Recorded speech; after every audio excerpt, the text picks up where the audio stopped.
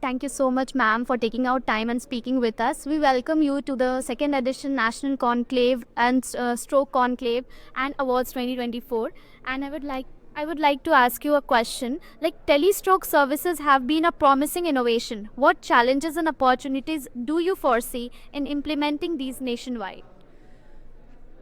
Thank you for the opportunity. I believe that telestroke services can be a blessing to India, especially when we have widespread nursing homes having CTs, but then less of manpower, or I would say trained manpower, to actually identify stroke cases.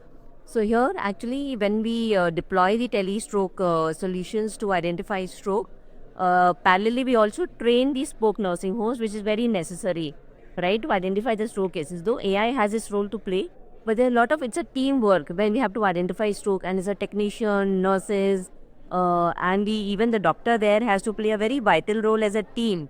So even when we deploy AI, it's not the only solution which can work on it itself. To operate AI, right, even to transfer a patient if he needs mechanical thrombectomy, it's a team effort. So deploying AI as well as training all the teams at the partner hospitals will actually make it work. Only AI deployment will not make it work. And moreover, if we have to have a sustainable impact, right, something which we can set up for once and then leave and then move to the next area, right, where we again have to replicate the entire model so that we keep on building the sustainable networks.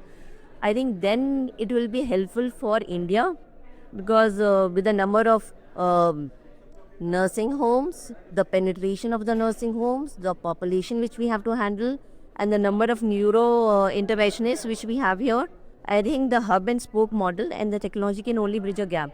Technology plus training, I think, will be a blessing for India here, and we really require these kind of networks, and people should understand the nursing homes also, that it is for their benefit also, for their growth also, right, in the region where they can gradually work towards becoming a primary stroke center to advanced stroke center, right, and can be a port of call for stroke services.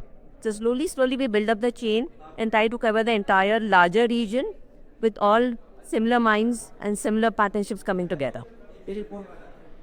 Thank you so much, ma'am, for sharing your insights. And it's a really pleasure to have you and speaking to you. Thank you so much, ma'am. So thank you.